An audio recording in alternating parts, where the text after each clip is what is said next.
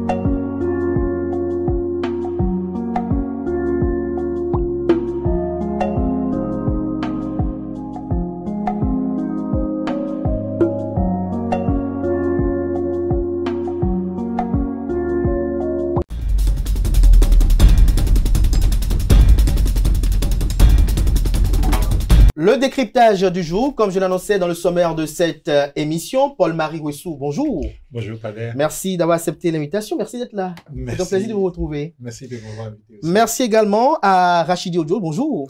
Bonjour, Abdelkader Achirou. Merci d'avoir finalement accepté l'invitation d'Info Hebdo. C'est moi qui vous remercie de votre invitation. Et je crois qu'on peut désormais vous compter parmi les nôtres.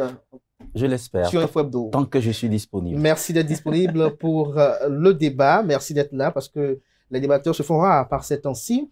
Paul-Marie Wessou, on parle de réforme politique de Patrice Talon. Vous avez suivi tout à l'heure mon introduction. Je m'interroge de savoir, est-ce que ces réformes-là sont porteuses d'espérance ou génératrices de déception? Bon, moi, je suis déçu. Vous êtes déçu, vous? Je suis déçu. Je suis déçu. Non seulement parce que la réforme telle que conduite jusque-là ne me convainc pas, Mais aussi, l'auteur même de la réforme nous dit presque que la réforme n'était pas importante. Et c'est assez ahurissant de l'avoir entendu dire... Patrice Talon l'a dit, que la réforme n'était pas importante. Oui, mais quand il dit qu'on n'a pas besoin de partis politiques, on n'a pas besoin d'être dans des partis politiques, on n'a pas besoin de... On doit rester seulement tous ensemble, c'est-à-dire que en réalité, on revient à l'idée de parti unique, quoi, mais sous une forme un peu plus polie, quoi. Je ne sais pas si vous voyez, il a dit ça, non? Il a dit ça lorsqu'il a rencontré les jeunes, hein. Et quand il dit qu'on n'a pas besoin de partis politiques, qu'est-ce qu'il dit? En fait, que même la réforme qui est là n'est pas bonne. Donc, ma conclusion. Donc, vous êtes déçu. Je reviens tout à l'heure pour que vous puissiez argumenter dans ce sens-là. Rachid Odio, déçu ou vous êtes rempli d'espérance?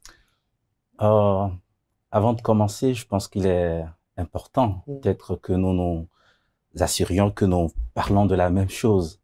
Je ne pense pas que le président de la République, lors de la rencontre avec la jeunesse le 28 juillet 2025, ait pu dire que les partis politiques ne sont pas importants, qu'on n'en a pas besoin. Il avait développé une certaine conception sur les idéologies et ce que nous devons en faire dans le contexte des États comme le nôtre qui ont encore tout à construire, tout à bâtir.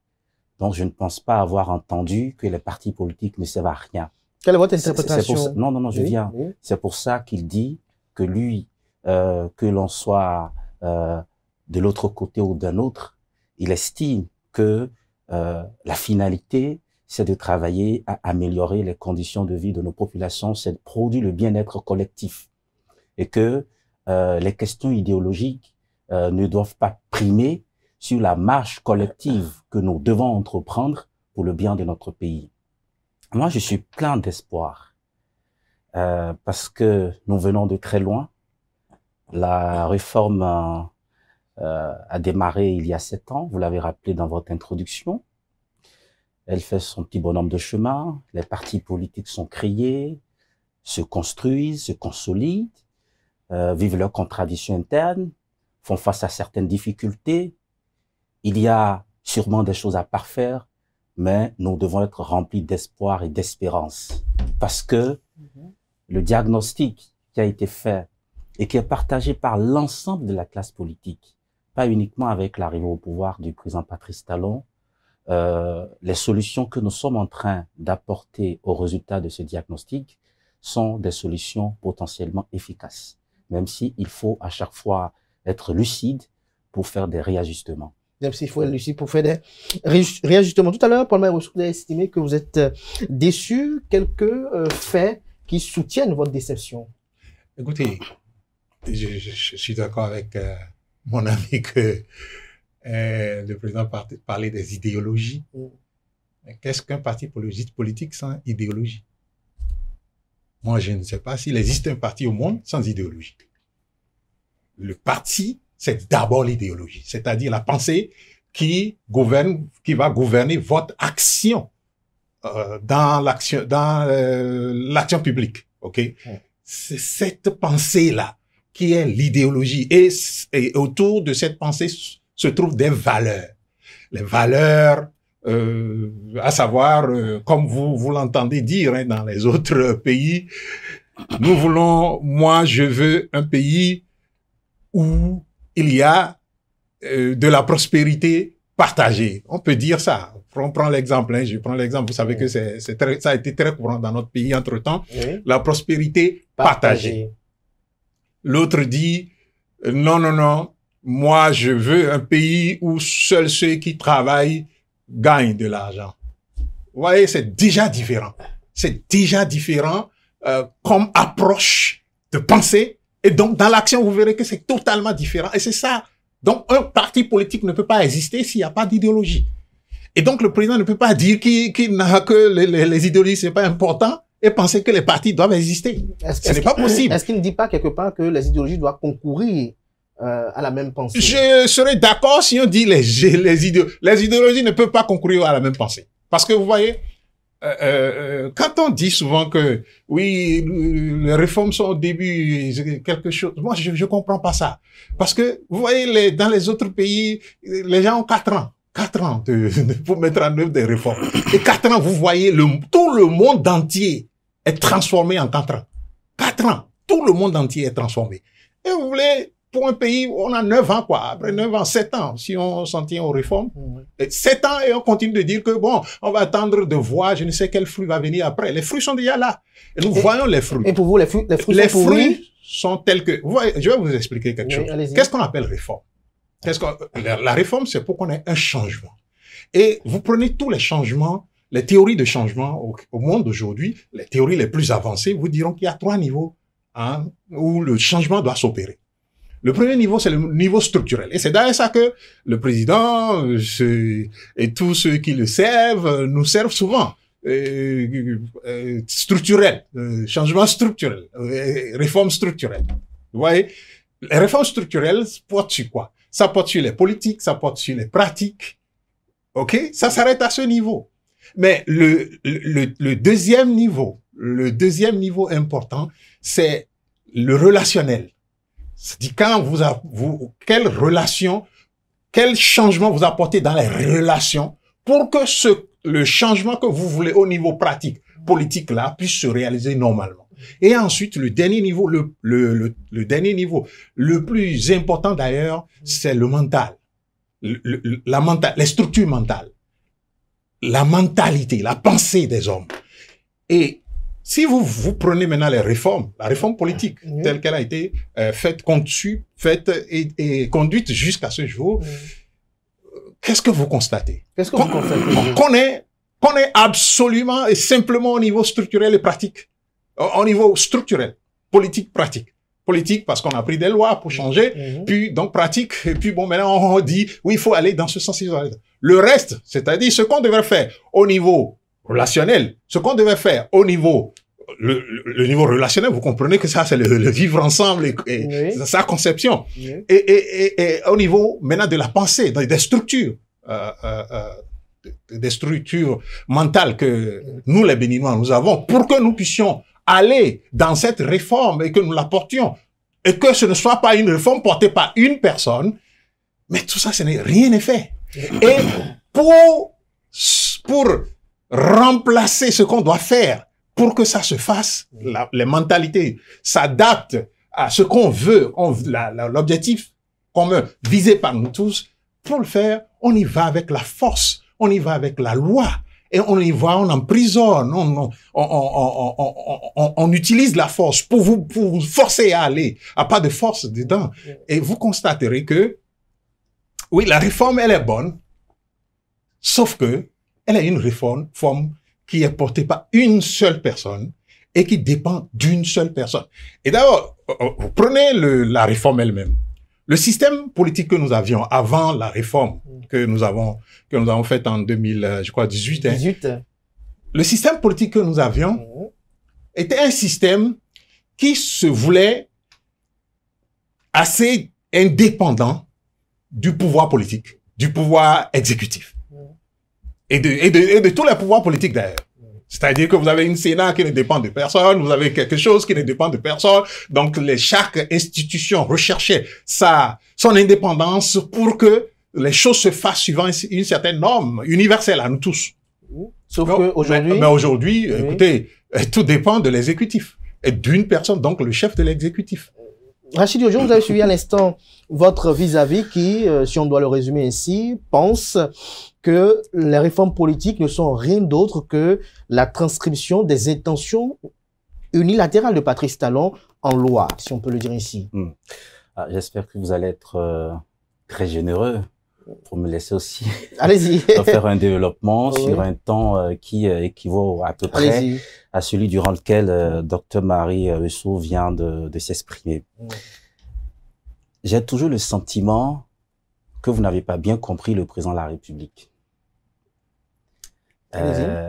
Parce que quand il parle des idéologies et de la fonction des idéologies dans la construction des États, dans la construction du développement, il ne dénie pas aux partis politiques d'avoir des idéologies. Il leur demande d'accorder la primauté à l'intérêt général, à l'essentiel qu'il faut faire pour bâtir et construire. C'est pour ça qu'il dit Si vous avez quelqu'un de gauche, quelqu'un qui se réclame du socialisme, qui vient au pouvoir, qui met en place une politique socialiste, il faut que ce dirigeant ait un peu de regard sur les entreprises qui doivent produire la richesse afin qu'on ait de ressources pour financer les filets sociaux. Donc, ne dites pas, je suis un socialiste, je suis arrivé au pouvoir, toute ma politique sera socialiste. Si vous n'essayez pas de briser vos certitudes et de prendre un peu de ce qui est bon chez les autres, vous n'allez pas me dire que tout est bon chez les socialistes, tout est bon chez les libéraux. Donc, quand vous arrivez au pouvoir, surtout à la tête d'un pays comme le Bénin, vous ne dites pas « je suis libéral, je suis socialiste ». Vous essayez de faire le juste milieu. François Hollande. Vous pensez que Patrice Talon lui a fait le juste milieu? François Hollande, oui. Quand il était arrivé au pouvoir, bon socialiste, qu'il a en venant au pouvoir très tôt, parce qu'il a été confronté à la réalité du pouvoir et qu'il lui fallait prendre certaines décisions pour permettre à l'État de fonctionner normalement. Mais certains des militants de son parti politique ont trouvé tout de suite qu'il était un fossoyeur du socialisme. Parce que eux, ils ne sont pas au fait de la réalité. C'est pareil. Lorsque Emmanuel Macron, qu'on a tout le temps étiqueté à droite, est arrivé au pouvoir, il lui est arrivé de prendre un certain nombre de décisions qui ont fait penser à une partie de l'opinion française qu'il est plutôt classé à gauche, qu'il a plutôt de la sympathie pour les politiques socialistes, alors que lui, il a voulu du pragmatisme dans la conduite des affaires de l'État. C'est de ça que le président de la République parle. Il n'a jamais dit que les partis politiques ne servent à rien et il n'a jamais dit que les idéologies ne définissent pas les partis politiques. Est-ce que Patrice Talon lui a pris un peu de tout? Je viens. Je retiens que Dr Paul-Marie Vesso a dit tout à l'heure que la réforme est une bonne réforme. Je pense que vous l'avez entendu. Oui. Mais que le problème, c'est parce qu'elle est portée par une personne. Je prends la première composante. Est-ce parce qu'une réforme est portée par une personne que lorsqu'on s'aperçoit que c'est une bonne réforme, que ça devient une mauvaise réforme parce que c'est une personne qui la porte? Est-ce qu'une bonne réforme devient une mauvaise réforme en raison de la qualité du statut ou du parcours de la personne qui porte la réforme? Peut-être qu'il y a un caractère inclusif. Encore que oui. La réforme du système partisan, bien que le président Patrice Talon en a fait la promesse aux Béninois quand il était à la conquête de leur suffrage en 2015-2016, bien qu'il en a parlé dans son projet de société en 2016, reste une réforme portée par l'ensemble de la classe politique béninoise. De tout ce qui constitue aujourd'hui le package législatif de la réforme du système partisan, vous ne verrez aucune loi qui soit directement venue du président de la République. Qu'est-ce qu'il a fait? Le président Patrice Talon, convaincu comme l'ensemble, comme une majorité, une large partie de la classe politique, oui. a créé les conditions et a soutenu cette réforme. Donc, que ce soit la charte des partis politiques du 17 septembre 2018 ou la modification qui en a été apportée en novembre 2019, que ce soit le code électoral de 2018, celui de 2019, celui de 2024, le statut de l'opposition, la loi portant financement public des partis politiques, ce sont des politiques au Parlement qui ont pris l'initiative et qui ont convaincu d'autres acteurs politiques pour faire la réforme. La réforme n'est pas la réforme de Patrice Talon. Justement, Rachid, voilà. Certains vous diront qu'ils sont d'accord sur la nécessité de réformer, d'opérer une réforme, mais ils ne sont pas d'accord sur les procédés, notamment. Alors, j'entends souvent ça. Oui. Merci à M. Vesso tout à l'heure quand il a partagé avec nous la stratification du processus de réforme. Il a parlé des politiques, donc des pratiques, il a parlé du relationnel et il a parlé du mental. Très bien. Contrairement à lui, je pense que nous avons passé tous les strates et que là, nous sommes en train d'aller vers la maturation. Les pratiques, les politiques ont été bousculées il y a des habitudes politiques que nous traînons depuis 1990, desquelles nous avons été obligés de nous départir, de nous débarrasser, parce que nous sommes dans une réforme que nous avons voulu. Quelles sont ces pratiques-là qui gênent si vous tant? en avez parlé dans votre introduction, le fait que chacun se lève pour créer son parti politique, le fait que les partis politiques doivent être clochardisés par des aventuriers. Il n'y a plus de clochardisation aujourd'hui qui viennent. Non, il n'y en a plus, on en parlera tout à l'heure. Allez-y. En ce qui concerne le relationnel, vous ne pourriez apprécier le relationnel qu'à l'aune des contradictions inhérentes dans un processus de réforme. Il est clair que lorsqu'il n'y a pas de réforme et qu'il n'y a pas de contradiction, les gens peuvent s'entendre, il n'y a aucun problème. Mais du moment où vous avez certains qui ne sont pas d'accord avec certains pans de la réforme, le relationnel est touché. Cela ne veut pas dire que la réforme n'a pas été conduite normalement. Et puis le mental. Regardez le nouvel état d'esprit qui nous habite depuis le début de cette réforme. Les temps ont changé. Est-ce que vous n'avez pas le sentiment que les acteurs politiques eux-mêmes, ils ont compris, ils ont changé? La façon... Vous êtes convaincu que ces acteurs politiques-là ont changé? Je suis plus que convaincu qu'ils ont changé. Vous les avez pratiqués il y en a qui ont du mal. Lorsque vous les observez aujourd'hui, vous n'avez pas le ressenti ils ont une peur? Monsieur Achiro, vous me permettez. Nous sommes vraiment dans un débat où chacun essaie de mettre en valeur ses arguments. Je vous en prie. Oui, allez-y. Regardez le fonctionnement du Parlement avant la réforme. Tout ce qu'un président de la République va devoir faire avant de faire passer des lois qui sont pourtant importantes pour notre progrès, pour le développement de notre pays, pour la satisfaction des besoins essentiels de notre peuple. Mais ceux qui viennent au Parlement depuis 2018 ont compris, et ce sont d'habitude, ça y est, ont compris que les temps ont changé. Ceux qui étaient au Parlement depuis 90, 95 ont aussi compris. Et aujourd'hui, les acteurs qui participent à l'animation de la vie politique se sont aussi laissés habiter par ce nouvel état d'esprit. Il y a encore quelques résistances.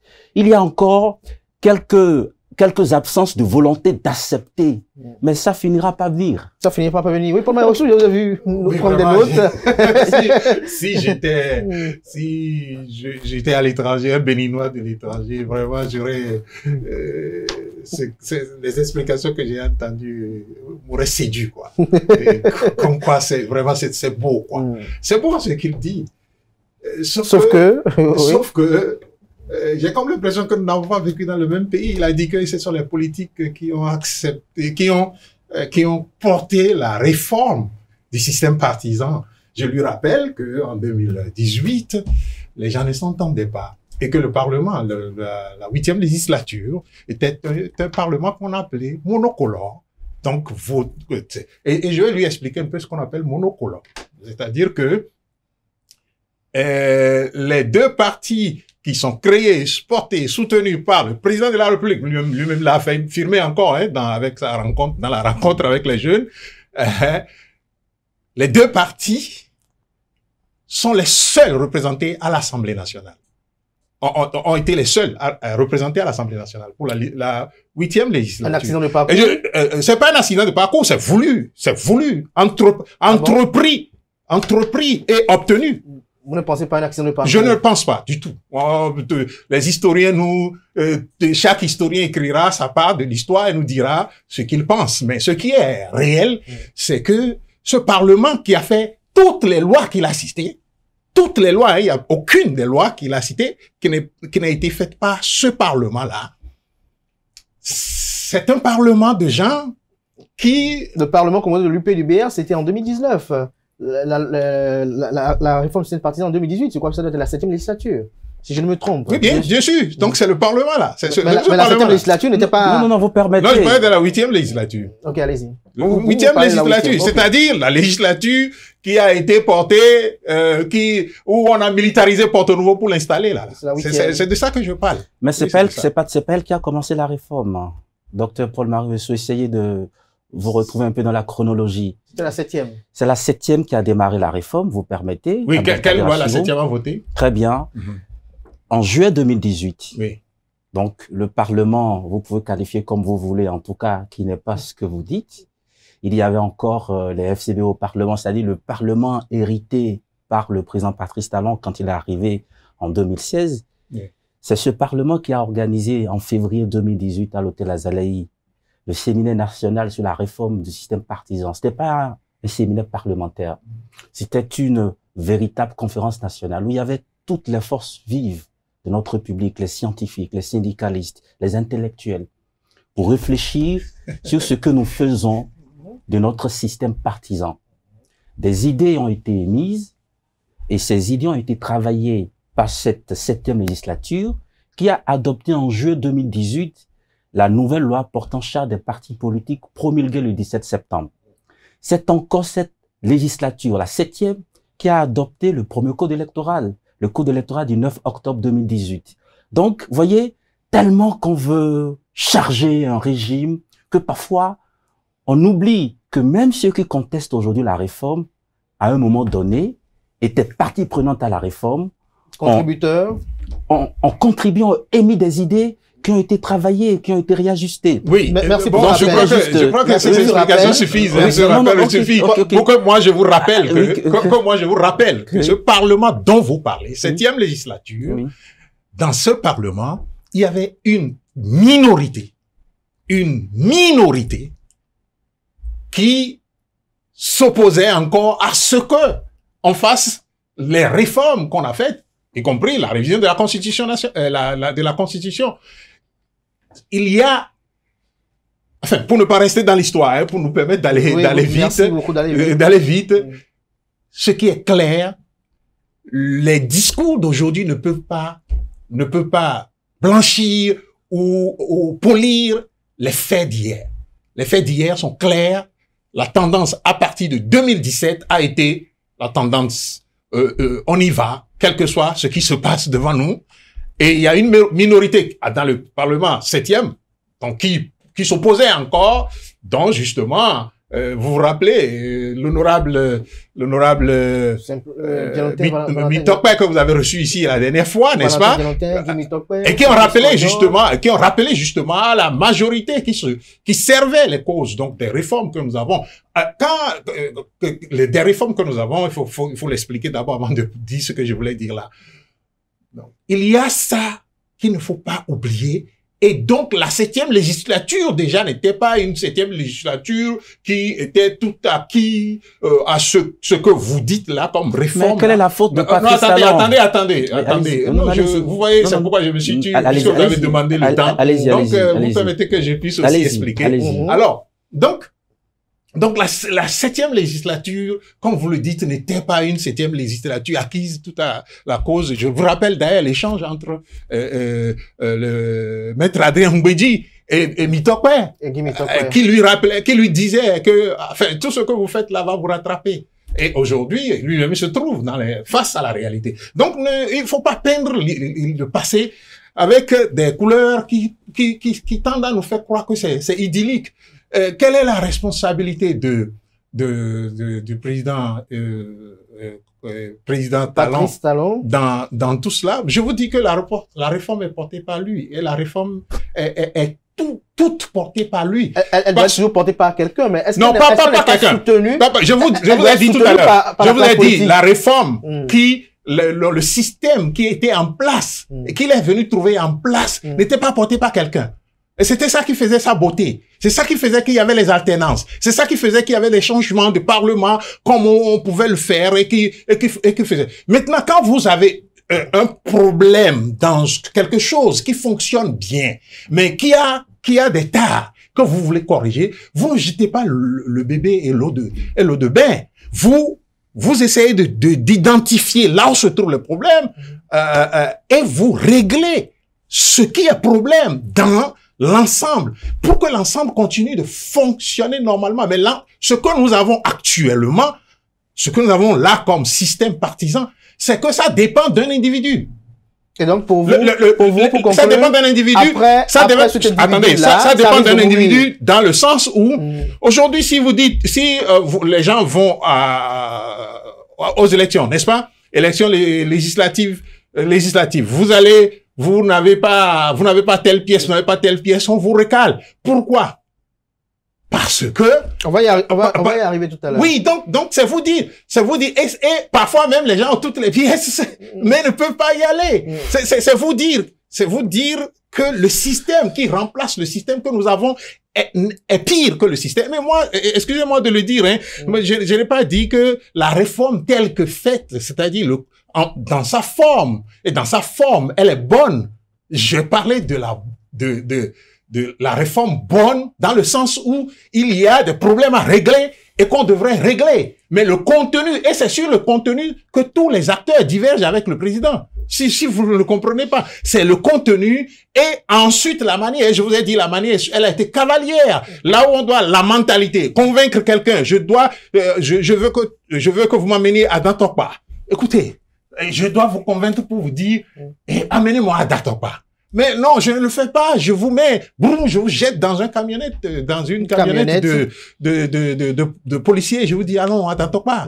C'est ça le problème. C'est la réforme, elle est cavalière. Elle n'a pas produit les fruits de la promesse des fleurs. C'est ça le problème. C'est ça le problème. Rachid Ojo, tout à l'heure, dans l'exposition des tares qui ont conduit à cette réforme-là, vous avez parlé de clochardisation des formations politiques. Est-ce qu'aujourd'hui, il n'y a pas une autre forme de clochardisation des formations politiques lorsque l'on sait que après cette réforme-là, toute formation politique aujourd'hui est assidue à la volonté de deux acteurs, Patrice Talon et Boni Yayi? Je pense qu'il n'y a aucune disposition d'aucune loi de tout ce qui fait la réforme du système partisan qui contraint un citoyen à avoir une telle attitude. Et vous m'emmenez en même temps sur certains éléments exposés tout à l'heure par Paul Maïrossou, oui, sauf que si vous permettez, je vais glisser rapidement une question, sauf que on constate aujourd'hui que le jeu politique de 2026 se jouera exclusivement au gré de la volonté de Patrice Talon de Boni Yayi. Alors, est-ce qu'il y a eu Est-ce ça la réforme? Est-ce qu'il y a eu une méthode cavalière dans la conduite de la réforme? La réponse est non. Dans la conduite de la réforme, il y a eu des oppositions. Si les oppositions se transforment en résistance et que les résistances deviennent des résistances exercées ou manifestées en dehors des lois et règlements du pays, il va y avoir des conséquences. Cela ne vous fait pas dire que la réforme est conduite de façon cavalière. De toutes les façons, il n'y a personne qui ait subi quoi que ce soit parce que l'intéressé aurait dit « moi, je suis contre la réforme du système partisan ». Et je ne dis pas non plus que tous les 14 millions de Béninois que nous sommes, ou que tous les acteurs politiques dans leur ensemble, à 100%, sont d'accord avec le contenu de la réforme. Ce sont encore les désaccords de quelques-uns qui nourrissent la contradiction et les débats autour des réformes parce qu'il faut qu'il y ait un débat permanent. Vous dites, il a dit tout à l'heure que les fruits n'ont pas tenu la promesse des fleurs. C'était quoi les promesses des fleurs? Parce que avant de pouvoir faire une telle déclaration, il faut retourner en arrière. C'était quoi les promesses des fleurs? Quand on faisait la réforme... Je vous donne quelques promesses des fleurs. Non, si vous voulez. Allez-y. Oui, Paul Maïrossou. Première promesse des fleurs. Oui. Il nous a été dit que la réforme du système partisan, c'est pour, comme il avait eu à le dire, éliminer la création anarchique des partis politiques. Et des gens sont allés jusqu'à dire qu'on voulait éviter que nos campagnes présidentielles, n'est-ce pas, soient que des farfelus. Je me rappelle plus le terme utilisé, que des farfelus. Des hommes providentiels. Non, des farfelus posent leur candidature. Donc, on voulait éliminer des candidatures d'une certaine nature qui au goût de ceux qui conduisaient la réforme. Et ça, ce n'est pas le président qui l'a dit, hein, c'est plutôt... C'est moi qui ai la parole, hein, c'est parce que vous voulez me rappeler les promesses. Oui, parce tout à fait. qu'après, je passerai plus de temps. Hein, vous m'avez interrompu. Ne vous en faites pas. Allez-y, docteur Paul Maïrossou. Je sais pas, vous m'avez fait la même chose. Non, allez-y. Paul Maïrossou, allez-y. Allez-y. Donc, il y a des gens, donc, candidature fantaisiste. Vous vous rappelez? Ok. Je prends la candidature fantaisiste. Les candidats fantaisistes. Il y avait en 2016 32 candidats. OK. Si vous comptez les candidats fantaisistes parmi les 32, vous n'en trouverez pas 4. Faites le pourcentage. Et dites-moi en 2021, les candidatures fantaisistes. Il y avait des candidatures fantaisistes aussi en Oui, 2021. ben écoutez. Alors, c'est une parenthèse. Ça dépend de comment on juge. C'est une parenthèse, elle va pas être plus longue que la phrase elle-même. On revient. Abdelkader Achille, je vous en prie. Ça dépend de comment on juge ce qui est fantaisiste. Non. Achille Ojo. Ça, parce que effectivement, quand on dit les fruits n'ont pas tenu la promesse des fleurs dans le contexte de la réforme du système partisan, il faut aller chercher les promesses de façon formelle dans l'exposé des motifs des premières lois qui ont germé et qui ont consacré cette réforme. Et ce que vous dites là, ça peut être des développements d'acteurs politiques, mais je ne pense pas qu'on ait promis aux Béninois qu'on est en train d'abord de faire la réforme du système partisan pour éliminer les candidatures fantaisistes. Après, la question du parrainage a été motivée entre autres par ça. Mais la réforme a été faite pour quoi? Parce qu'il ne faut pas passer à côté du fondamental. Oui, allez-y. La réforme a été faite pour dépersonnaliser les partis politiques et ramener les partis politiques au cœur de l'animation de la vie politique. Sauf qu'aujourd'hui... Je viens. Oui. Faire en sorte que les partis politiques puissent reconquérir leur place dans le fonctionnement des institutions et dans le fonctionnement de notre démocratie. Ensuite, nous sommes l'une des rares démocraties où ce sont des individus qui, à la veille de chaque élection présidentielle, essayent de tenir les partis politiques. Quelqu'un vient, après avoir exercé une carrière internationale, se découvre la providence de devenir président de la République, et puis ça y est, c'est parti. Donc, aujourd'hui, est-ce que les partis politiques ont été replacés au cœur de l'animation de la vie politique? Est-ce que nous avons pu bâtir de véritables partis politiques qui se forcent à avoir un ancrage national, qui ne soient plus des partis de quartier, d'arrondissement, de département ou de commune? La réponse est oui. Est-ce que nous sommes sur le point, pour une fois dans notre histoire démocratique, d'avoir un président de la République qui soit issu d'un parti politique? Issu ou soutenu? Mais qui soit issu de... Non, de toutes les façons, à partir du moment où le candidat est le candidat du parti politique, cela suppose que c'est le programme du parti politique qui sera mis en œuvre si le candidat est élu. Et c'est le candidat du parti politique parce qu'il aura le parrainage des élus du parti politique. Même une petite question, Rachid. Non, je viens. Quel pouvoir ces partis politiques-là ont pour contraindre le candidat élu président de la République à exercer ou exécuter le projet du parti? Parce que le candidat, il est le candidat du parti. Mais une fois élu. Mais une fois élu, il ne gouvernera pas seul. Il peut lâcher le parti. Non, pas du tout. Il peut pétanquer cette réforme-là. Non, pas du tout. Pas du tout. Au pouvoir, de toutes les façons, telle que la réforme est faite. Si, parce qu'un président de la République, un candidat a été désigné par un parti politique de façon extraordinaire, dans un rang qui n'est pas celui des militants connus ou des militants actifs, et que ça soit un candidat désigné hors du parti politique, mais celui-là, s'il gouverne en dehors du parti politique, il ne pourra pas tenir le pays 6 mois. Ah bon? Ouais, parce que il n'a que le pouvoir présidentiel. Le parti politique qui lui a permis, avec ses alliés... Oui. Non, je viens. Oui. Le parti politique qui lui a permis... Je vous en prie. Allez-y. Ce même parti qui a utilisé sa puissance électorale pour l'amener au pouvoir, et il est censé exécuter le programme politique du parti, puisque c'est la vision qu'il a portée. S'il fait autre chose, il n'a pas le Parlement, parce que le même parti est majoritaire au Parlement. Et à tout moment, il y a des mécanismes pour appeler le président à l'ordre. Autrement, il sera bloqué.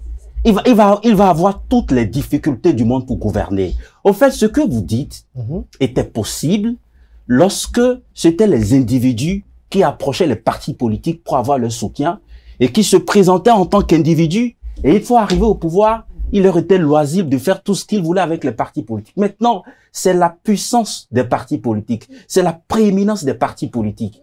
Et c'est ça, l'une des promesses de la réforme du système partisan.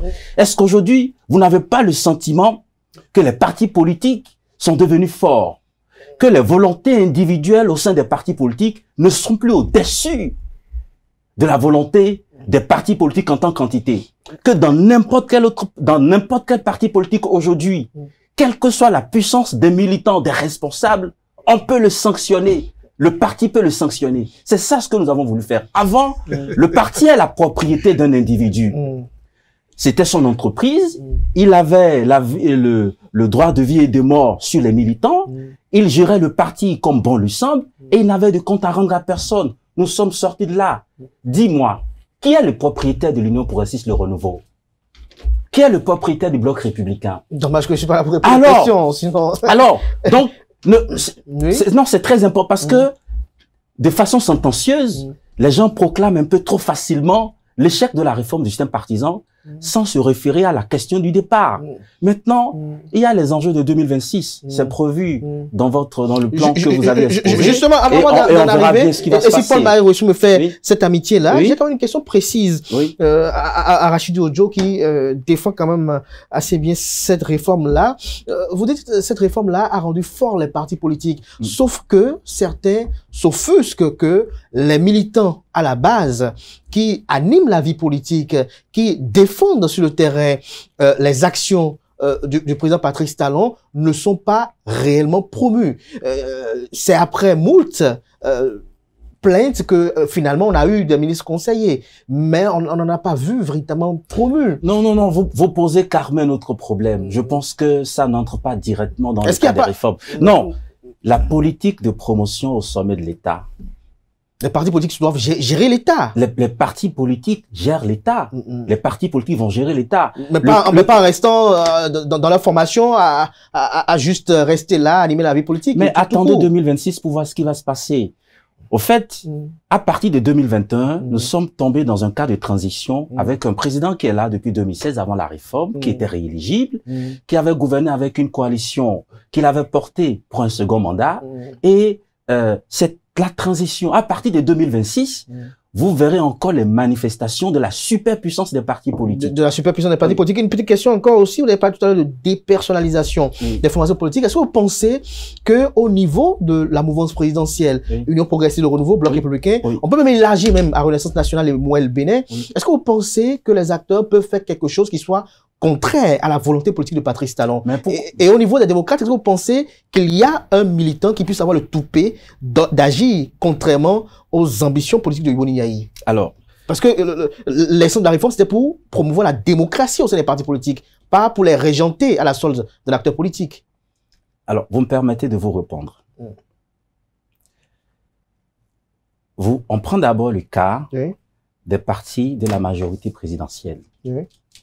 Et vous savez très bien que ces partis ont soutenu le président Patrice Talon en 2021. Et ces partis participent à la gestion des affaires publiques. Parce que quand vous prenez n'importe quel ministre de gouvernement, peut-être à l'exception de quelques-uns, vous pouvez le classer dans tel ou tel autre, vous pouvez l'affilier à tel ou tel autre parti. Quand même, ils ne sont pas très actifs. Mais c'est pas un problème. C'est un problème, n'est-ce pas? Non, mais attends, pendant qu'un ministre, est-ce qu'il a le temps après d'aller exercer des responsabilités politiques alors qu'il y a les responsabilités républicaines? Mais si politiquement... Non, je viens, allez-y, tout doucement.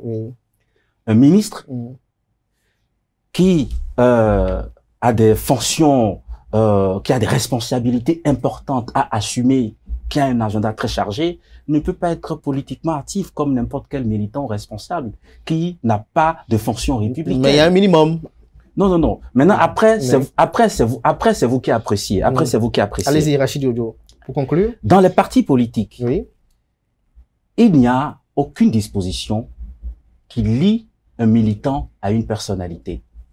Ce que les partis de la mouvance font avec le président Patrice Talon, parce que on considère que aujourd'hui c'est le chef de la majorité, oui, c'est pour le minimum d'égards que ces partis doivent au président de la République. Si ça se passe aussi ainsi au niveau du parti Les Démocrates, en raison du statut d'ancien chef d'État du président Boni Yahi, en quoi cela détermine l'échec de la réforme? En quoi?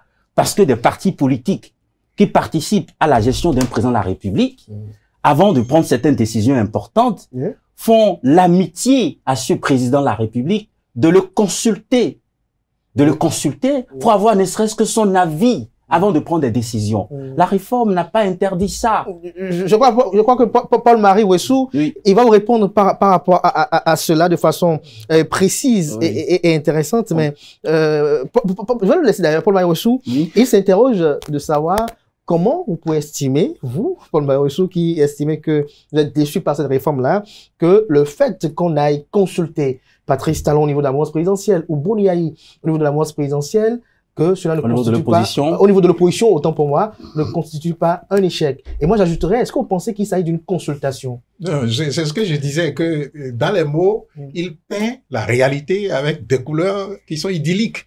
Et c'est difficile à comprendre qu'il est dans le pays, quoi.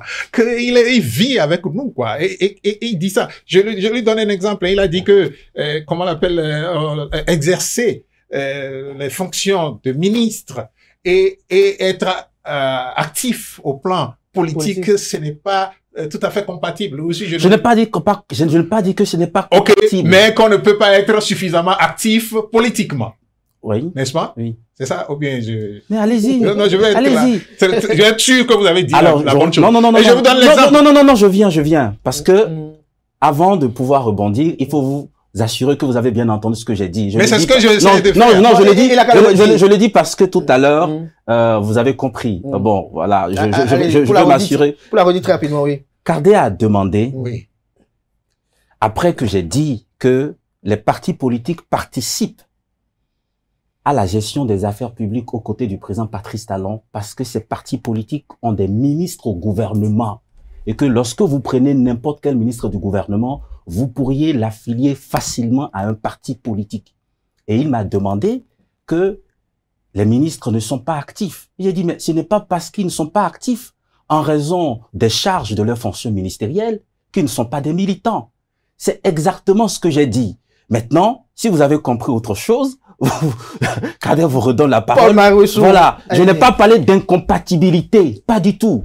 Mais vous avez la plupart des ministres qui sont membres des partis politiques, mais qui sont beaucoup plus concentrés sur la conduite des affaires de leur ministère, parce que c'est la République est là-bas. Non, je suis désolé. Je suis désolé. D'ailleurs, ça explique tout, quoi. Ça explique tout. Cette perception des choses. C'est ça ce que je constate, c'est que, tout en étant dans le même pays, on peut avoir des perceptions complètement ou diamétralement opposées. C'est ça, d'ailleurs, que vous êtes deux sur le plateau. Et vous voyez, le ministre, donc si je veux croire cette théorie-là, je vais dire que le ministre Biotchane, qui est à la tête du parti BR, donc n'a pas suffisamment de temps pour faire ce qu'il doit faire au niveau du BR. Et donc, on comprend pourquoi l'animation de la vie par BR, sans oublier qu'il y a d'autres ministres. Cette déduction n'est pas exacte. Non, s'il vous plaît. Non, donc on se comprend. C'est une déduction qui n'est pas du tout exacte. Merci, vous avez réagi. À partir du moment où, le ministre qui est en fonction n'est pas interdit de responsabilité vous parlez d'activisme, vous parlez d'être actif.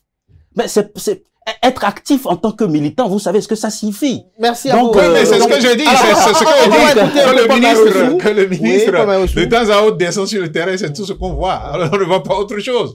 Descend sur le terrain pour faire quoi? De temps à autre, descend sur le terrain pour nous dire que, comment on l'appelle, on va faire comme les topa, n'est-ce pas?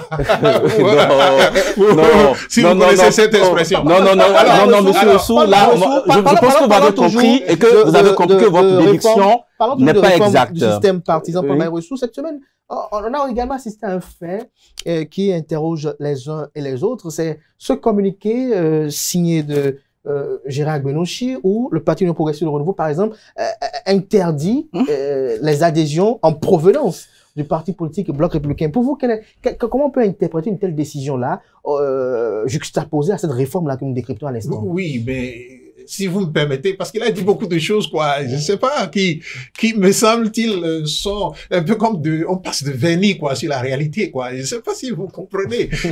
Et ça, c'est suffisamment surprenant pour moi, quoi, de voir comme ça qu'on peut vraiment peindre en vernis, des réalités qui sont sur le terrain. Laquelle, allez-y. Personne au Bénin ici. Personne. Je vous mets au défi de mettre tous les partisans de BR et de UPR au défi de démontrer leur propriété leur propriété du parti, les UPR ou du parti BR. Mais aujourd'hui, le défi c'est par rapport à quoi? Non, Dr Paul Marousseau, vous n'allez pas dire ça. Vous dites que vous mettez les gens au défi de démontrer. C'est à vous d'apporter la preuve. Non, parce que s'ils doivent démontrer. Non, les militants, vous savez, les militants. Non, c'est pas à moi d'apporter les preuves. Mais c'est vous mettez au défi. Mais c'est à vous de démontrer que ces partis-là ne sont pas la propriété des militants. Merci, Rachid. On va écouter Paul Marousseau, oui. Maintenant, j'espère que vous allez me laisser parler. Parce que je vous laisse souvent parler. Non, allez-y. Et donc, si vous embrouillez mon discours, non, on va s'embrouiller les discours jusqu'à la fin. Allez-y, on va pas le faire. On va pas le faire. Donc, voici ce que je vous dis. Je vous mets au défi. Et je mets les militants BR et UPR au défi de démontrer qu'ils sont propriétaires des partis dans lesquels ils sont. Les militants, dans tout pays ou dans tout parti qui est parti normal, montrent leur appartenance au parti en prenant de l'indépendance dans le discours à des moments donnés. Quel militant BR peut dire aujourd'hui, moi je suis candidat? Militant vrai BR. Militant vrai UPR. Vous n'avez pas suivi Fred Kwenou? Fred Kwenou. Ou bien vous n'avez pas suivi, vous pouvez m'aider? Vous avez parlé de candidature. Vous n'avez pas suivi Bertin Corvy? Vous n'avez pas suivi Bertin Corvy? Bertin Corvy. Ou bien, ça fait deux exemples, hein.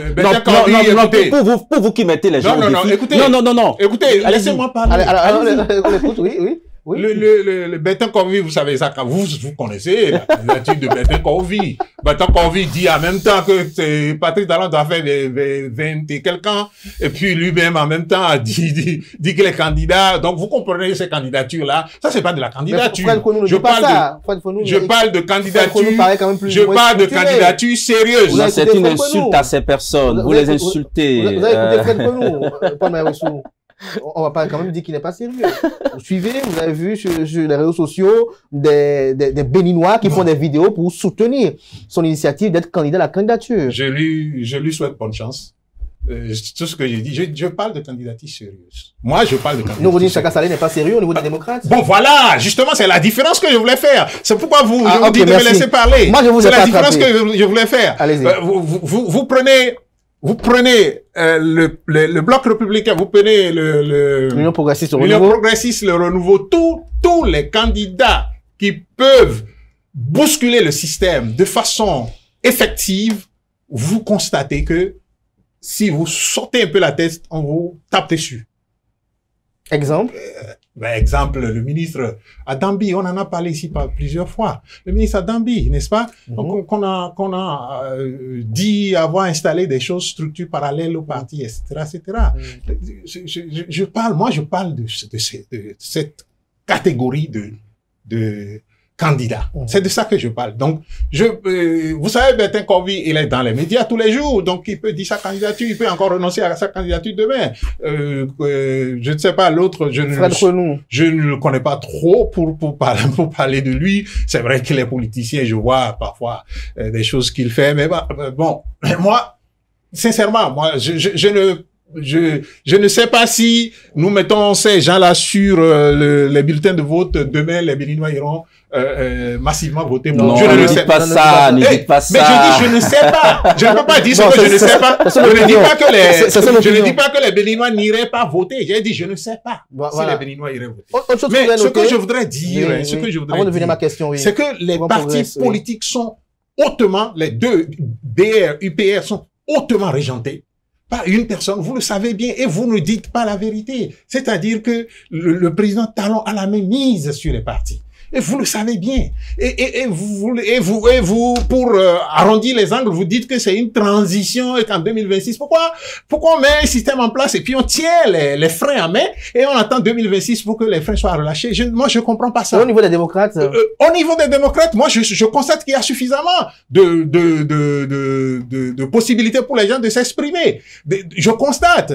Vous avez parlé de Noureddine Saka Saleh.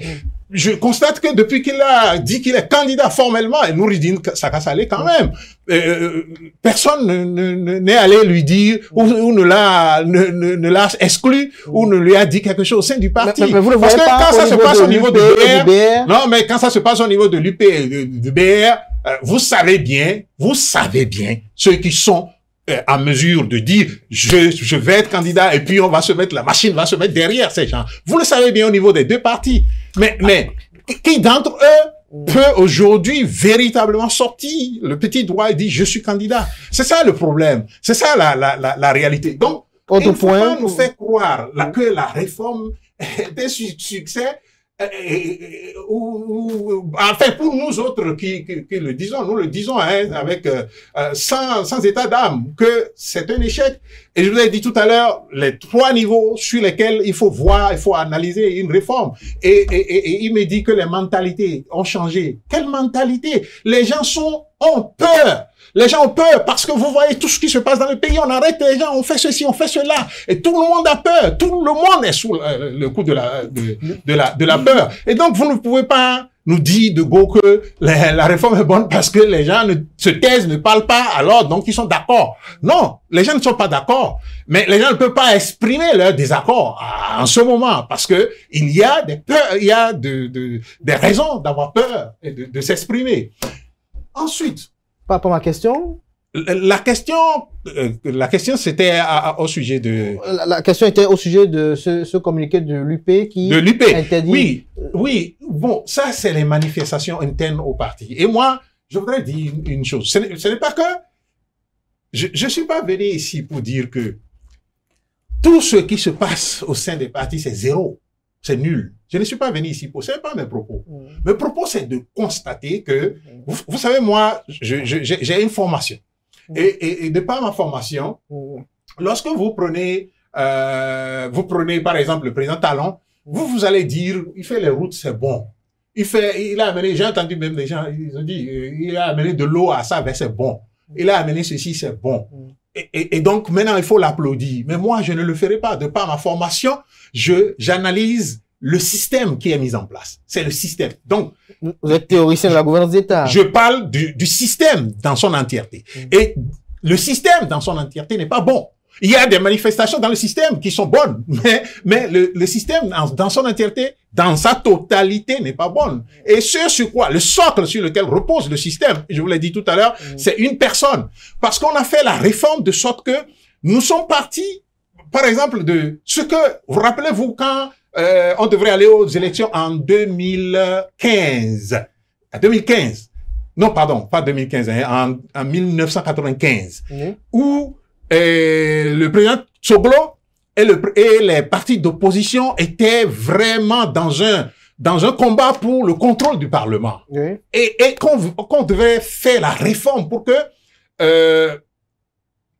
les élections chez nous ne soient plus organisées par le ministère de l'Intérieur. Vous vous rappelez? Oui, allez-y. Et on a fait de sorte que tout le processus, parce que vous êtes à l'exécutif, si vous voulez rempiler, vous devenez candidat. Et si vous devenez candidat, vous ne pouvez plus avoir, vous voyez, comme je l'ai dit, la réforme a été conduite à pas de charge et avec la force qu'il faut pour aboutir. Merci. Vous êtes candidat et vous ne pouvez pas conduire un processus qui doit nous permettre, nous tous béninois, puisque nous avons les mêmes droits d'être compétiteurs dans une élection. Vous ne pouvez pas conduire ça selon votre volonté. Vous conduisez ça selon la volonté de tout le monde. Mais la réforme aujourd'hui nous a ramené du système où tout le processus électoral se veut indépendant de tous les acteurs qui doivent, qui peuvent compétir dans les élections. Donc, nous sommes partis de là, nous sommes venus maintenant à un système où tout dépend de l'exécutif. Dans tous les aspects, dépend de l'exécutif. Maintenant, pour ce qui est de la lettre, de la lettre écrite par UPR, moi, je trouve que c'est venu trop tard. Je trouve que c'est une bonne chose, hein, mais je trouve que c'est venu trop tard. Parce que, il y a déjà, je sais que vous le savez, il y a eu déjà beaucoup de mouvements. De BR vers UPR, de UPR vers BR, beaucoup. Et pourquoi maintenant, brutalement, Rachid Ojo, il a parlé de peur. Abdelkader Rachid, non, vous allez rester un peu au chômage, excusez-moi. Non, du tout pas, allez-y. Non. Je pense qu'il n'y a pas de peur. Il n'y a pas de peur, il y a des acteurs qui, oui, c'est vrai, observent par moments, ont des préoccupations, mais attendent parfois le bon moment pour poser leurs préoccupations et aux bons endroits. Non, je voudrais dire quelque chose quand même avant que vous ne continuez. Non, c'est-à-dire, vous pouvez pas, la peur dépend de là où on est, et puis la peur c'est à l'intérieur, c'est pas à l'extérieur. Merci, vous n'allez pas m'interrompre. Alors, on va s'écouter. Non, je viens. Non, avant de poursuivre, vous me permettez. Pas principe dans ce genre de débat. Je pense on essaie de circonscrire le périmètre lexical qui garantit, on peut dire, un minimum de respect mutuel. Docteur Paul Marossou, moi, je vous dirai pas, vous ne dites pas la vérité. Je vous dirai pas ça. Et je souhaiterais aussi que vous... Non, je viens. Maintenant, si vous estimez que je ne dis vraiment pas la vérité et que vous allez prendre du plaisir à le dire prochainement, il n'y a pas de souci. Okay, non, bon, parce que moi, je ne vais pas vous le dire. Non, ensuite, si je mets du vernis... Sur ça, s'il vous plaît. Laissons les téléspectateurs... Non, mais, sur ce que vous venez de dire. Alors, on va s'écouter. Non, écoutez, si vous ne souhaitez pas qu'on vous dise, est-ce que j'ai utilisé et ne dit pas la vérité? Non, vous avez dit, non, vous savez que vous ne dites pas la vérité. Ok, donc d'accord. Vous me faites passer pour un menteur. Autrement. Non, d'accord. Si cela vous gêne, je m'excuse de l'avoir dit, c'est ce que je pense. Et moi, je viens du milieu scientifique. Et dans le milieu scientifique, parce que vous savez souvent, les Béninois ont cette tendance à dire, écoutez, quand vous voulez critiquer quelqu'un, ou bien que vous voulez dire quelque chose à quelqu'un, bon, utilisez les mots doux. Non, c'est pas élégant. C'est pas une question de milieu scientifique. Non, je viens. Entendons-nous clairement. On a quelques dizaines de minutes pour conclure. Voilà. Non, je pense qu'on s'est compris. Les téléspectateurs vous observent et ils ont suivi. Autant moi je passe du vernis, autant vous écrasez du charbon et vous prenez le produit et vous passez ça sur la réalité. Et donc les téléspectateurs pourront déduire la couleur qu'ils verront. Allez-y. Moi, il y a quelques inexactitudes dans votre développement. Abdelkader Achirou vous a cité des militants de partis politiques qui ont déclaré à la face du monde qu'ils sont candidats, qui ne créent rien et qui n'ont aucun problème. Le seul exemple que vous avez donné, c'est l'exemple de quelqu'un qui n'a pas déclaré de candidature, qui n'a pas dit qu'il est candidat, mais son parti politique l'a accusé de faire un certain nombre de démarches et a pris des décisions en conséquence. Je ne vais pas m'étaler là-dessus. Donc, quand vous lancez le défi et on vous donne des noms, vous n'allez pas dire non, ces personnes-là ne sont pas sérieuses. Je pense que Bertin Covy n'est pas du genre à laisser passer ce genre d'affront. Il vous répondra. Et j'espère aussi que Fred Venou aussi vous démontrera de la diffusion de cette émission que sa candidature est bien sérieuse. Moi, je reviens sur la question du système électoral. Et là, je vous permettez, ça peut être un dialogue. Qu'est-ce qu'il y a dans le système électoral qui le rendait indépendant? Donc, il y a quelques années, avant l'arrivée au pouvoir du président Patrice Talon, et aujourd'hui, avec la réforme du système partisan qui rend dépendant vis-à-vis de l'exécutif ce système électoral. Conformité, certificat de conformité. Qu'est-ce que le certificat? Quand vous parlez de système électoral, vous parlez quoi? Vous parlez des institutions et vous parlez aussi de la législation. Qu'est-ce que le certificat de conformité a à voir avec l'indépendance du système électoral? Qu'est-ce que ça a à voir? Vous voyez. Non, je viens. Le certificat, parce que c'est une pièce qu'une autorité administrative est censée délivrer comme il y a toujours eu des pièces de candidature délivrées par des autorités administratives dans notre pays, en quoi ça rend dépendant un système? Bon. Quand vous voulez prendre le certificat, quand vous voulez prendre le ouais, certificat de nationalité, le certificat de résidence, ce sont toujours des autorités administratives qui ont toujours délivré ça.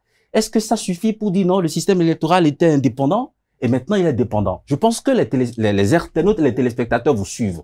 Donc, sur le certificat de conformité, il n'y a pas eu un changement dans le système institutionnel, dans les institutions qui sont impliquées dans l'organisation des élections et qui, de facto, rend ces institutions-là dépendantes du pouvoir exécutif. Donc, je voudrais savoir, on va faire de la comparaison pour le certificat de conformité. En tout cas, peut-être que vous avez convaincu certains des téléspectateurs, mais le certificat de conformité ne fait pas partie du système. C'est une pièce qu'une autorité administrative délivre comme n'importe quelle autre pièce exigée dans les dossiers de candidature. Non, non, c'est pas fini. Peut-être il y a autre chose. Oui. Alors, non. Paul Marosso a parlé de certificat de conformité. Qu'est-ce qui rend aujourd'hui dépendant le système électoral? Parce que quand on parle du système électoral, quand quelqu'un vous entend, il voit d'abord les institutions, peut-être dans leur composition, peut-être dans leur fonctionnement. De quelle façon le fonctionnement des institutions impliquées dans l'organisation et la proclamation des élections, des résultats des élections, de quelle façon ces institutions-là, dans leur composition, ont été modifiées pour que vous pensiez aujourd'hui que le système institutionnel, le système électoral est dépendant du pouvoir exécutif. Certificat de conformité, ça passe pas. Excusez-moi, alors, donc, je comprends maintenant pourquoi l'utilisation de l'expression de la vérité, entre-temps, posait problème. Parce que je ne sais pas si nous vivons les mêmes réalités. Sincèrement pas. Je ne sais pas si nous vivons les mêmes réalités. Parce que le certificat de conformité a été le problème que le Bénin a connu, qui a amené à la mort de personnes dans nos élections ici au Bénin. Et ce certificat de conformité a été la décision d'une cour constitutionnelle qui n'est pas une cour qui élabore des lois. Ça, c'est un. La cour qui a pris cette loi était présidée par le ministre. Il venait de sortir du rôle de ministre du président de la République pour aller à la Cour constitutionnelle. Et vous le savez avec moi que dès qu'il a pris fonction à la Cour constitutionnelle, des décisions prises par la Cour qui l'a précédé ont été totalement remises en cause pour, soi-disant, réinterpréter et donner des décisions. Alors, ce dont nous parlons est d'une certaine subtilité. Je comprends si vous ne voyez pas les subtilités. Le certificat de conformité pris à un moment donné était donc un acte qu'on devrait donner aux partis politiques, délivrer aux partis politiques avant qu'ils ne participent aux élections. Et qui délivre le certificat de conformité, c'est le ministère de l'Intérieur, dont le ministre est membre de l'UP en son temps et qui était candidat à la même élection. Donc, les choses sont d'une subtilité. Si vous ne les voyez pas, ce n'est pas grave. Mais moi, je vous les fais observer. Et donc, le certificat de conformité qui a été la source des violences que nous avons connues. Autre aspect du système électoral, le code électoral? Non, c'est lui qui a la parole. Il a voulu on est toujours sur le système. Non, vous allez patienter parce que oui, sauf qu'on risque de pas aller au niveau des enjeux des élections générales. Parfois pour conditionner l'opinion. Et je pense que quand on a des occasions d'en discuter, il faut qu'on en discute. Tout à fait. Dans le temps réglementaire. Donc je retiens que le certificat de conformité ne fait pas partie du système électoral. Non, moi je ne l'ai pas dit, ça fait partie du système électoral puisque le système électoral comprend votre capacité à être comment on l'appelle, compétitif ou pas. Alors, je veux que nos téléspectateurs le retiennent. Oui. Le certificat de conformité, bien qu'il soit présenté comme la source des difficultés que nous avons connues en 2019, et que nous ne souhaiterions plus revoir dans notre pays n'était pas, comme vous le dites, une pièce inventée par hasard, par une institution qui n'en a pas la compétence. Parce que vous avez dit que la Cour constitutionnelle ne fait pas la loi. Et je voudrais implorer votre indulgence pour faire entendre, pour restaurer les faits dans les chronologies. Allez-y, allez-y. 17 septembre 2018, nouvelle charte des partis politiques est entrée en vigueur. La charte dit, les partis politiques qui existaient déjà avant l'entrée en vigueur de la charte ont 6 mois pour se conformer à la nouvelle charte des partis politiques. C'est-à-dire qu'avant, les anciens partis ont été créés en justifiant seulement de 10 membres fondateurs par département. Maintenant, il faut 15 membres fondateurs par commune. En février 2019, il faut déposer les dossiers de candidature pour les élections législatives d'avril 2019. Le 17 mars 2019, vous avez d'anciens partis politiques qui ont la latitude de déposer leur candidature en février 2019, mais qui déjà à partir du 17 septembre 2019 n'auront plus d'existence légale si ces partis-là ne sont pas conformés. Donc des partis qui risquent de ne plus avoir d'existence légale à partir du 17 mars 2019 vont participer aux élections du 28 avril 2019 et probablement auront des sièges et on aura des députés sans parti politique au Parlement à partir de mai 2019. Un citoyen a saisi la Cour constitutionnelle pour dire « Mesdames et messieurs les sages de la Cour, je vous demande de reporter les élections législatives pour que nous attendions d'abord le délai du 17 mars 2019 afin que nous voyions tous les partis politiques en capacité de participer aux élections sans aucun risque, dans un délai proche, de perdre leur statut juridique. » La Cour, dans sa décision, après qu'elle a été saisie, a dit « Ok, s'il en est ainsi, les dates des élections sont constitutionnelles. Je ne change pas les dates des élections. On maintient les dates des élections, mais les partis politiques qui savent qu'ils vont continuer à exister après le 17 mars 2019 n'ont qu'à produire le certificat de conformité qui prouve qu'ils se sont déjà conformés à la nouvelle charte des partis politiques, de sorte qu'il n'y ait pas de risque pour eux de participer à des élections alors qu'ils n'ont plus de statut juridique. Voilà comment le certificat de conformité est intervenu, à travers une décision de la Cour. Oui, la Cour ne vote pas la loi, mais la Cour, c'est encore elle qui est juge du contentieux électoral. Et là, on est dans un contentieux préélectoral, un contentieux avant la tenue du scrutin. La Cour a répondu. Dites-moi, pour un institutionnaliste, pour un démocrate, où est le problème? Ouais, le problème est, on va progresser parce que là, on a à peine 5 ou 10 minutes. Maintenant, si des partis politiques n'ont pas pu se conformer efficacement et n'ont pas eu le certificat de conformité, est-ce que c'est la faute à la Cour constitutionnelle qui a rendu une décision après qu'elle a été saisie par un citoyen? Toute la problématique est dans cette question. Toute la problématique est dans cette question parce que celui qui décide de vous être conformé ou pas n'est pas indépendant. N'est pas indépendant. Parce que c'est la Cour, permettez-moi de le dire. Qui décide sur vous conformer? Permettez-moi de le dire, s'il vous plaît. Oui. De votre démonstration, il ressort que la Cour est innocente dans cette histoire et qu'elle avait le droit de prendre cette décision-là. Oui. C'est une décision fondamentale qui engage la vie de tout le processus. Et il y avait la possibilité encore de s'entendre. Parce que lorsque vous avez une loi qui est venue et qui commence à changer le processus, si ça pose des problèmes, on trouve, et lui-même il a dit tout à l'heure, vous vous rappelez, il a dit tout à l'heure que on est en transition. Comment on est en transition pour quelque chose qui engage toutes nos vies? Et on a été en transition depuis 2021.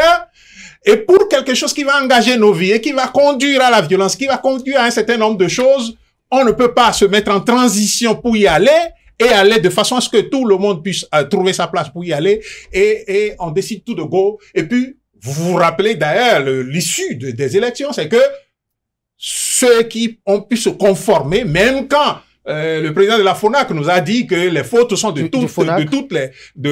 tous les côtés. Ceux qui ont pu se conformer, ce sont seulement ceux qui sont de la mouvance présidentielle. En fond, on dit oui. Merci à vous. Oui, simplement. Donc, FCDB de Soumanou Toleba. Ah, c'est un ami, hein, c'est un ami. Ah, donc, il était de la majorité présidentielle à l'époque. Non, parce que vous faites des affirmations qui ne sont pas exactes. Non, écoutez, je peux vous parler de FCDB. Si vous voulez, mais on n'a pas le temps, quoi. Non, mais ce que vous savez de FCDB importe peu pour nous. Pourquoi? FCDB est né en tant que parti d'opposition constructive. C'est comme ça que le parti est né. FCDB, moi je vous dis, FCDE est né comme parti d'opposition, n'est-ce pas? Mais ces comportements aujourd'hui, vous allez me dire que c'est parti d'opposition? Voilà, vous êtes dans... Merci à vous, vous êtes dans que vos spéculations... Non, c'est pas des spéculations. Non, ce sont des spéculations. Ah, mais moi, je dis des faits. Ce sont des images. Je dis des faits. Mais les faits ne sont pas exacts. FCDB est un parti qui a proclamé son opposition constructive au système de Patrice Talon quand le parti obtenait son certificat de conformité. Vous avez dit qu'un parti d'opposition n'a pu obtenir son certificat de conformité. Je viens de vous donner l'exemple contraire. Oui, dans le temps, certains ont estimé que FCDB n'est pas un parti si Soumanou Toleba vous a fait des confidences, si vous en savez quelque chose, ça ne vient pas dans le débat public. Ce qu'on entend dans le débat public, c'est ce que tout le monde entend. Soumanou Toleba ne m'a pas fait de confidences par rapport à FCDB. Qu'est-ce que vous dites alors? Vous analysez les partis politiques sur la base de ce que vous voyez comme j'analyse les de leurs déclarations. De leurs déclarations, de ce que vous voyez. Parce que si vous vous arrêtez à ce qu'ils disent, je vous ai dit tout à l'heure que FCDB, on peut dire que c'est un parti d'opposition. Mais aujourd'hui, c'est clair. Malheureusement, on n'a pas eu le temps de faire le débat. Donc, on retient que le certificat de conformité non, on ne retiendra pas a été délivré uniquement avec de la majorité présidentielle. A été délivré au parti de la majorité. Vous savez, il y a eu les candidatures en 2021. Les candidatures en 2021. Excusez-moi de le dire quand même. En 2021, il y a eu les candidatures. Non, s'il vous plaît, oui. En 2021, il y a eu les candidatures. Parce que ce que vous dites, si c'est vrai, je vous donne les exemples. Vous pouvez la candidature, les candidatures qu'il y a eu, les candidatures qu'il y a eu en 2021. Oui. Quels sont les partis politiques que les individus avaient avant d'avoir les comment on appelle, leur parrainage? Merci à vous. Alors, c'est ça. Merci. Donc, quand vous dites... on va y revenir samedi prochain. Vous êtes disponible. On revient. Il faut organiser une deuxième partie. Exactement, de parce ce débat. On va parler de la portée de la demander aux téléspectateurs de prendre le rendez-vous. Parce qu'il y a des aspects qu'on n'a pas abordés. On va y revenir, notamment sur cette portée, la controverse autour de la loi électorale de 2016. Depuis 2007, la révision de 2019, également sur les grands enjeux des élections générales de 2026. Merci à vous. J'étais avec Rachidi Ojo, qui est expert en communication politique et publique. J'étais avec également Paul Maïrossou, qui est théoricien de la gouvernance d'État. C'était Info Hebdo de ce samedi. Merci pour l'attention. Portez-vous bien et belle suite de programme sur ESAE TV.